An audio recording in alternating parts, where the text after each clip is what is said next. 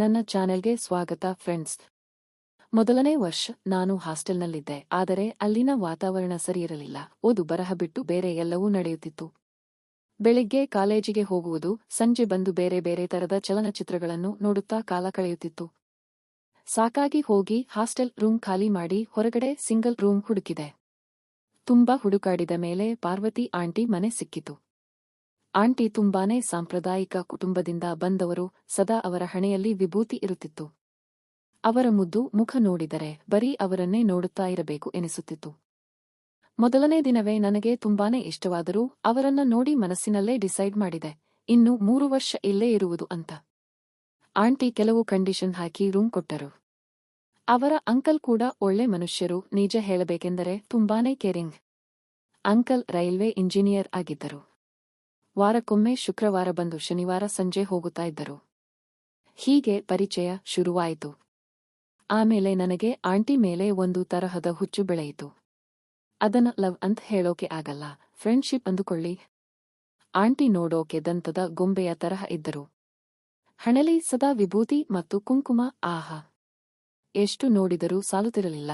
ದಿನವೂ ಪೂಜೆ ಪುರಸ್ಕಾರಗಳು ಅವರಲ್ಲಿ ಎದ್ದು ಕಾಣುತ್ತಿತ್ತು. ನಾನು ಬೆಳಿಗ್ಗೆ 6 ಗಂಟೆಗೆ ಎದ್ದರೆ ಸಾಕು, ಆಂಟಿ ಮನೆಯಲ್ಲಿ ಕಸಗುಡಿಸಿ ರಂಗೋಲಿ ಹಾಕುತ್ತಾ ಇದ್ದರು. ಬೆಳಿಗ್ಗೆ ಅವರನ್ನು ನೋಡಿದರೆ ದೇವತೆ ತರಹ ಇರುತ್ತಾ ಇದ್ದರು.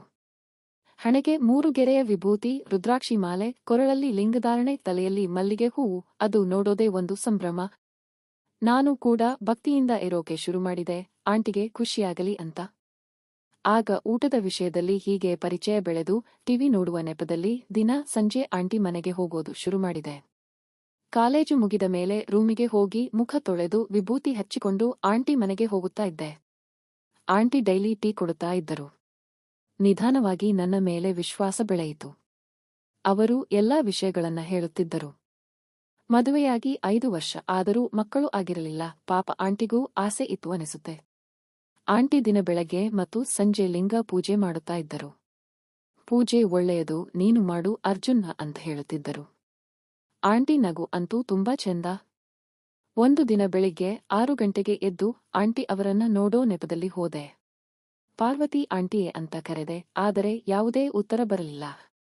ಯಾಕೆ ಸುಮ್ಮನೆ ಇದ್ದಾರೆ ಅಂತ ಸೈಲೆಂಟ್ ಆಗಿ ಕಳ್ಳ ಹೆಜ್ಜೆ ಇಟ್ಟು ನಡೆದೆ.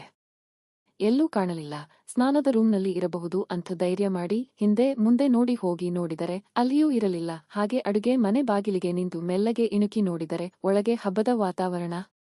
ಆವಾಗ ಕಂಡಿದ್ದು ಒಂದು ನಯನ ಮನೋಹರ ದೃಶ್ಯ. ಅಡುಗೆ ಮನೆಯಲ್ಲಿ ದೇವರ ಜಗುಲಿ ಮುಂದೆ ಆಂಟಿ ನಿರಾಭರಣ ಸುಂದರಿಯಾಗಿ ಕುಳಿತು ಎಲ್ಲಾ ಪೂಜೆಯ ಸಾಮಗ್ರಿಗಳನ್ನು ಜೋಡಿಸಿ ಇಡುತ್ತಿದ್ದರು. ಅವರು ಪೂಜೆ ಮಾಡುತ್ತಿದ್ದರು, ಆದರೆ ಮೈಮೇಲೆ ಏನೂ ಇರಲಿಲ್ಲ. ಒಂದು ಕ್ಷಣ ನಾನು ಅದನ್ನು ನೋಡಿದ ಹಾಗೆಯೇ ನಿಂತುಬಿಟ್ಟೆ. ಉಸಿರಾಟ ದೀರ್ಘವಾಯಿತು. ಗಂಟಲು ಒಣಗಿತು. ಭಯದಿಂದ ಹಿಂದೆ ಸರಿದು ನಿಂತೆ, ಆದರೆ ಆಸೆ ಮತ್ತು ಕುತೂಹಲ ತಡೆಯೋಕೆ ಆಗಲಿಲ್ಲ. ಮತ್ತೆ ಇಣುಕಿ ನೋಡಿದೆ. ಆಗ ಆಂಟಿ ವಿಭೂತಿ ಬಟ್ಟಲು ಹಿಡಿದು ವಿಭೂತಿ ಉಂಡೆನ ಕೈಯಲ್ಲಿ ತೆಗೆದುಕೊಂಡು ನಿಧಾನವಾಗಿ ಮೈಮೇಲೆ ಹಚ್ಚೋಕೆ ಶುರುಮಾಡಿದರು. ಮೊದಲು ಹಣೆಗೆ 3 ಸಲ ಹಚ್ಚಿ ಕುತ್ತಿಗೆಯ 2 ಭಾಗದಲ್ಲಿ 2 ಕೈರಟ್ಟೆಗಳಿಗೂ ಹೊಟ್ಟೆಗೂ ವಿಭೂತಿ ಹಚ್ಚಿದರು. ಇಡೀ ದೇಹ 3 ಗೆರೆಯ ವಿಭೂತಿಯಿಂದ ಕಂಗೊಳಿಸುತ್ತಿತ್ತು. ಆಹಾ, ಸಾಕ್ಷಾತ್ ಅಕ್ಕಮಹಾದೇವಿ ನೋಡಿದ ಅನುಭವ ಅದು.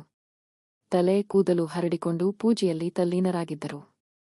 ನಾನು ಹೆದರಿ ಅಲ್ಲಿಂದ ಓಡಿ ಹೋಗಿ ರೂಮ್ಗೆ ಲಾಕ್ ಮಾಡಿಕೊಂಡು ಕಾಲೇಜಿಗೆ ಹೋದೆ. ಇಡೀ ದಿನ ಅದೇ ನೆನಪು.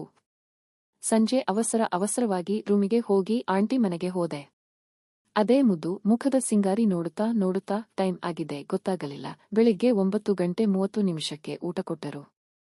ಊಟ ಮಾಡಿದೆ, ಆದರೆ ಆ ಊಟ ನನಗೆ ಬೇಕಾಗಿರಲಿಲ್ಲ. ದಿನ ಬೆಳಿಗ್ಗೆ ಅವರ ಬೆತ್ತಲೆ ಪೂಜೆ ನೋಡು ಆಸೆ ಆಯಿತು. ಹಾಗೆ 3 ದಿನ ಕದ್ದು ನೋಡಿದೆ. ಆದರೆ 4ನೇ ದಿನ ಸಿಕ್ಕಿಬಿದ್ದೇ ಬಿಟ್ಟೆ. ಆಂಟಿ ರೆಡ್ ಹ್ಯಾಂಡ್ ಆಗಿ ಹಿಡಿದು ಬಿಟ್ಟರು. ತುಂಬಾ ಬೈದರು.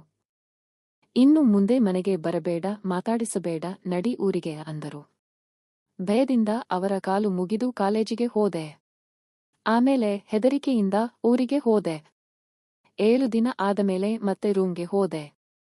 ಎಲ್ಲಿ ಆಂಟಿ ಬೈತಾರೋ ಅಂತ ಸಾರಿ ಆಂಟಿ ಅಂತ ಹೇಳಿ ಮನೆಗೆ ಹೋದೆ. ಆಂಟಿ ಬಾಗಿಲು ತೆಗೆದರು. ತುಂಬಾನೇ ಸುಸ್ತಾಗಿದ್ದರು. ಯಾಕೆ ಬಂದೆ ಅಂದರು. ಸಾರಿ ಆಂಟಿ, ಕ್ಷಮಿಸಿ ಅಂತ ಹೇಳಿ ಹೊರಟು ಹೋದೆ. ಮರುದಿನ ಬೆಳಗ್ಗೆ ರಂಗೋಲಿ ಇರಲಿಲ್ಲ. ಯಾಕೋ ಅಂತ ಹೋಗಿ ಬಾಗಿಲು ತಟ್ಟಿದೆ. ಆಂಟಿ ಬಂದರು. ಅವರಿಗೆ ತುಂಬಾನೇ ಜ್ವರ ಇತ್ತು. ಅರ್ಜುನ್ ಸ್ವಲ್ಪ ಆಟೋ ತಗೊಂಡು ಬಾರೋ, ಹಾಸ್ಪಿಟಲ್ ಹೋಗಬೇಕು ಅಂದರು. ಕೂಡಲೇ ಹೋಗಿ ಆಟೋ ತಂದು ಆಂಟಿ ಅವರನ್ನು ಸಿಟಿ ಹಾಸ್ಪಿಟಲ್ಗೆ ಕರೆದುಕೊಂಡು ಹೋಗಿ ಇಂಜೆಕ್ಷನ್ ಹಾಕಿಸಿ ಟ್ಯಾಬ್ಲೆಟ್ ಎಲ್ಲ ತೆಗೆದುಕೊಂಡು ಬಂದೆ. ಮತ್ತೆ ಆಟೋದಲ್ಲಿ ಮನೆಗೆ ಬಂದ್ವಿ. ಆಂಟಿ ಟಿಫನ್ ಮಾಡಿರಲಿಲ್ಲ. ಅವರನ್ನ ಹಾಲಿನಲ್ಲಿ ಕೂರಿಸಿ ಇಡ್ಲಿ ತೆಗೆದುಕೊಂಡು ಬಂದೆ. ಬೇಡ ಬೇಡ ಅರ್ಜುನ್ ಅಂದರು. ನಾನೇ ಇಡ್ಲಿ ಸಾಂಬಾರ್ ಪ್ಲೇಟ್ನಲ್ಲಿ ಹಾಕಿಕೊಂಡು ಬಂದು ತುತ್ತು ಮಾಡಿ ತಿನ್ನಿಸಲು ಹೋದರೆ ಆಂಟಿ ಕಣ್ಣಲ್ಲಿ ನೀರು ತುಂಬಿತು. ಆಂಟಿ ಸರಿ ಅರ್ಜುನ್, ಏನೇನೋ ತಪ್ಪು ತಿಳಿದಿದ್ದೆ ಕಣೋ. ನೀನು ನನ್ನ ಸಲುವಾಗಿ ಕಾಲೇಜಿಗೆ ಹೋಗದೆ ಇವತ್ತು ಎಷ್ಟು ಕೇರ್ ಮಾಡುತ್ತಿದ್ದೀಯಾ. ಥ್ಯಾಂಕ್ಸ್ ಅರ್ಜುನ್ ಅಂತ ಹೇಳಿ ಅಪ್ಪಿಕೊಂಡು ನನ್ನ ಹಣೆಗೆ ಮುತ್ತಿಟ್ಟರು. ಆಗ ನನಗಾದ ಖುಷಿ ಅಷ್ಟಿಷ್ಟಲ್ಲ ಬಿಡಿ. ಟ್ರೀಟ್ಮೆಂಟ್ ಖರ್ಚನ್ನು ನಾನೇ ಮಾಡಿದೆ, ಆದರೆ ಆಂಟಿ ಲೆಕ್ಕ ಇಟ್ಟಿದ್ದರು. ನೆಕ್ಸ್ಟ್ 2-3 ದಿನ ನಾನೇ ದಿನ ಬ್ರೆಡ್, ಸ್ನಾಕ್ಸ್, ಇಡ್ಲಿ ತಗೊಂಡು ಹೋಗುತ್ತಾ ಇದ್ದೆ. 4-5 ದಿನದ ನಂತರ ಬೆಳಗ್ಗೆ ಎದ್ದು ನೋಡಿದಾಗ ಮನೆ ಮುಂದೆ ರಂಗೋಲಿ ಇತ್ತು. ಆಂಟಿ ಆರಾಮ ಆಗಿದ್ದಾರೆ ಅಂತ ಗೊತ್ತಾಯ್ತು. ಕಾಲೇಜಿಗೆ ಟೈಮ್ ಆಗಿತ್ತು. ರೆಡಿಯಾಗಿ ಹೋಗಿ ಬರ್ತೀನಿ ಆಂಟಿ ಅಂತ ಹೇಳಿ ಕಾಲೇಜಿಗೆ ಹೋದೆ. ಸಂಜೆ ಆಂಟಿ ಸಿಗುತ್ತಾರೆ ಅಂತ ಆಸೆ ಇತ್ತು. ಸಂಜೆ 5:15 ಸರಿಯಾಗಿ ಆಂಟಿ ಮನೆಗೆ ಹೋದೆ. ನಗುತ್ತಾ ಬಾರೋ ಅರ್ಜುನ್ ಅಂದರು. ಟೀ ಕೊಟ್ಟರು. ಆಯ್ತು, ನೀವು ಟೀ ಕುಡಿಯಿರಿ ಆಂಟಿ ಅಂದೆ. ಇಲ್ಲ ಇಲ್ಲ ಕಣೋ, ಆಮೇಲೆ ಕುಡೀತೀನಿ. ಇನ್ನು ಸಂಜೆ ಪೂಜೆ ಆಗಿಲ್ಲ ಎಂದರು. ಅವರು ಮನೆಗೆ ಹೋದರು. ಈ ಬಾರಿ ನಾನು ಟಿವಿ ಮುಂದೆ ಕುಳಿತುಕೊಂಡೆ. ಅವರು ಪೂಜೆ ಮುಗಿಸಿ ಬಂದು ನನ್ನ ಪಕ್ಕದಲ್ಲಿ ಕುಳಿತು, ಯಾಕೋ ಅರ್ಜುನ್, ನನ್ನ ಪೂಜೆ ನೋಡಲಿಲ್ಲ ಇವತ್ತು. ತುಂಬಾ ಬದಲಾಗಿದ್ದೀಯ ನೀನು ಅಂದರು. ಇಲ್ಲ ಆಂಟಿ, ಅದು ತಪ್ಪು ಅಂತ ಹೇಳಿ ಸುಮ್ಮನೆ ಆದೆ. ಮತ್ತೆ ಕೇಳಿದರು. ಅಲ್ಲವೋ, ಆ ಕದ್ದು ಕದ್ದು ಬಂದು ನೋಡಿ ಎಲ್ಲ ನಾನು ಅಷ್ಟು ಚೆನ್ನಾಗಿ ಇದ್ದೀನಾ ಅಂದರು. ಅದಕ್ಕೆ ನಾನು, ನೀವು ದೇವತೆ ತರಹ ಕಾಣ್ತೀರಿ ಅಂದೆ. ಅವರು ಹೌದಾ ಅಂತ ನಕ್ಕರು. ಯಾಕೆ ಆಂಟಿ ಆ ತರಹ ಪೂಜೆ ಮಾಡ್ತೀರಾ ಅಂತ ಕೇಳಿದೆ. ಅವರು ಅಂದರು, ಮದುವೆ ಆದಾಗ ನಾನು ಎಲ್ಲರ ತರಹನೇ ಪೂಜೆ ಮಾಡುತ್ತಿದ್ದೆ. ಆದರೆ ನಿಮ್ಮ ಅಂಕಲ್ ಒಂದು ದಿನನೂ ನನ್ನ ನೋಡಿ ಪ್ರೀತಿಯಿಂದ ಮಾತನಾಡುತ್ತಿರಲಿಲ್ಲ. ಹೇಗಾದರೂ ಮಾಡಿ ಅವರನ್ನು ಒಲಿಸಿಕೊಳ್ಳಬೇಕು ಅಂತ ಯೋಚಿಸಿದೆ. ಆಗ ಹೊಳೆದ ಉಪಾಯವೇ ಈ ರೀತಿಯ ಲಿಂಗ ಪೂಜೆ. ನೆಕ್ಸ್ಟ್ ಡೇ ಇಂದ ಇದನ್ನು ರೂಢಿ ಮಾಡಿಕೊಂಡೆ. ಸ್ನಾನ ಮಾಡಿ ಏನೂ ಧರಿಸದೆ ನೇರವಾಗಿ ದೇವರ ಮನೆಗೆ ಹೋಗಿ ವಿಭೂತಿ ಹಚ್ಚಿ ಲಿಂಗ ಪೂಜೆ ಮಾಡುವಾಗ ನಿಮ್ಮ ಅಂಕಲ್ ಬಂದು ನೋಡಿದರು. ನನ್ನ ಆ ನಿರಾಭರಣ ರೂಪ ಅವರಿಗೆ ಹಿಡಿಸಿತು. ಆಗ ನೋಡುತ್ತಿದ್ದಂತೆ ನನ್ನನ್ನ ಎತ್ತಿಕೊಂಡು ಬೆಡ್ ಮೇಲೆ ಹಾಕಿ ಮುದ್ದಾಡೋಕೆ ಶುರು ಮಾಡಿದರು. ದಿನವೂ ಹೀಗೆ ಪೂಜೆ ಮಾಡುವ ಅಂತ ಕೇಳಿಕೊಂಡರು. ಆದರೆ ಅವರಿಗೆ ಹಾಗೆ ಆಸಕ್ತಿ ಕಡಿಮೆ ಆಗುತ್ತೆ ಬಂತು ಕಣೋ. ಈಗಲೂ ಒಮ್ಮೊಮ್ಮೆ ಪೂಜೆ ಮಾಡಿ ಹಾಗೆ ಅವರ ಹತ್ತಿರ ಹೋಗಿ ನಿಂತು ನೋಡಿದ್ರೂ ಆಸಕ್ತಿ ತೀರಾ ಕಡಿಮೆಯಾಗಿದೆ. ನನಗೆ ಅವರಿಂದ ಸಿಗಬೇಕಾಗಿದ್ದ ಸುಖ ಸಿಕ್ಕೇ ಇಲ್ಲ ಕಣೋ. ನನಗೂ 108 ಆಸೆ ಇದೆ. ಏನು ಮಾಡಲಿ ಹೇಳು. ಅವರು ಡಾಕ್ಟರ್ ಹತ್ತಿರನೂ ಬರುತ್ತಾ ಇಲ್ಲ. ಮಗು ದತ್ತು ತಗೊಳ್ಳೋಣ ಬಿಡು ಅಂತಾರೆ, ಏಕೆಂದರೆ ಅವರದು ತುಂಬಾ ಚಿಕ್ಕದಾಗಿತ್ತು. ಅದಕ್ಕೆ ಅವರಿಗೆ ನನಗೆ ಸುಖ ಕೊಡೋದು ಕಷ್ಟ ಆಗಿತ್ತು. ಅವತ್ತಿನಿಂದಲೇ ನನ್ನ ಎಲ್ಲ ಆಸೆ ಬಿಟ್ಟು ಈ ತರಹ ದೇವರ ಪೂಜೆಯಲ್ಲಿ ಕಾಲ ಕಳೆಯುತ್ತಿದ್ದೀನಿ ಅಂತ ಹೇಳುತ್ತಾ ಅಳೋಕೆ ಶುರು ಮಾಡಿದರು. ನಾನು ಇದೇ ಸರಿಯಾದ ಸಮಯ ಅಂತ ಹೇಳಿ ಅವರ ಹತ್ತಿರ ಹೋಗಿ ಕಣ್ಣು ಒರೆಸಿದೆ. ಅಳಬೇಡಿ ಆಂಟಿಯೇ ಎಂದಾಗ ನನ್ನ ಕಣ್ಣಲ್ಲಿ ನೀರಿತು. ನೀವು ನನ್ನ ಮಾತು ಕೇಳುತ್ತೇನೆ ಅಂತ ಮಾತು ಕೊಡಿ. ನಿಮ್ಮ ಸಮಸ್ಯೆಗೆ ಒಂದು ಪರಿಹಾರ ಹೇಳ್ತೀನಿ, ತಪ್ಪು ತಿಳಿಬೇಡಿ ಅಂದೆ. ಆಯ್ತು ಕಣೋ, ಹೇಳುವೆ ಅಂದರು. ಆಂಟಿ, ನಿಮ್ಮ ಬೆತ್ತಲೆ ಪೂಜೆ ನೋಡಿದ ದಿನದಿಂದ ನಾನು ನಿದ್ದೆ ಮಾಡಿಲ್ಲ. ಸುಮಾರು 10 ದಿನದಿಂದ ಬರೀ ನಿಮ್ಮ ಆ ದಿವ್ಯ ಸ್ವರೂಪ ಕಣ್ಣು ಮುಂದೆ ಬರುತ್ತೆ. ಓದು ಬರಹದಲ್ಲಿ ಆಸಕ್ತಿ ಇಲ್ಲ ಆಗಿದೆ. ಅದಕ್ಕೆ ನೀವು ಬೇಕಾಗಿದೆ. ದಯವಿಟ್ಟು ನನಗೆ ನಿಮ್ಮ ಆ ದಿವ್ಯ ಸ್ವರೂಪ ದರ್ಶನ ಭಾಗ್ಯ ಕೊಡಿ ಅಂತ ಕಾಲು ಹಿಡಿದು ಕೈಮುಗಿದೆ. ನೀವು ಕಳೆದುಕೊಂಡ ಸುಖ ಖಂಡಿತ ಕೊಡುತ್ತೇನೆ ಅಂತ ಅಂಗಲಾಚಿದೆ. ಅದಕ್ಕೆ ಅವರು ಗಾಬರಿಯಾಗಿ, ಬೇಡ ಕಣೋ, ನೀನು ಇನ್ನೂ ಓದಿ ಬರೆದು ಬೆಳೆಯುವ ಹುಡುಗ. ನನ್ನಿಂದ ನಿನ್ನ ಓದು ಹಾಳಾಗುತ್ತದೆ. ನೀನು ನನ್ನ ಮನೆ ಬಿಟ್ಟು ಬೇರೆ ಹೋಗಿ ಓದಿಕೋ ಅಂದರು. ಇಲ್ಲ ಆಂಟಿ, ಆಗಲ್ಲ. ನೀವು ಸಿಗದಿದ್ದರೆ ನಾನು ಓದಲ್ಲ, ಎಲ್ಲಾದರೂ ಹಾಳಾಗಿ ಹೋಗ್ತೀನಿ ಅಂದೆ. ಬೇಡ ಕಣೋ, ಆ ತರಹ ಮಾಡಬೇಡಲ್ಲ ಅಂತ ಕಣ್ಣೀರು ಒರೆಸಿದರು. ಅಲ್ಲೇ ಸೋಫಾದ ಮೇಲೆ ನನ್ನ ಪಕ್ಕ ಕುಳಿತರು.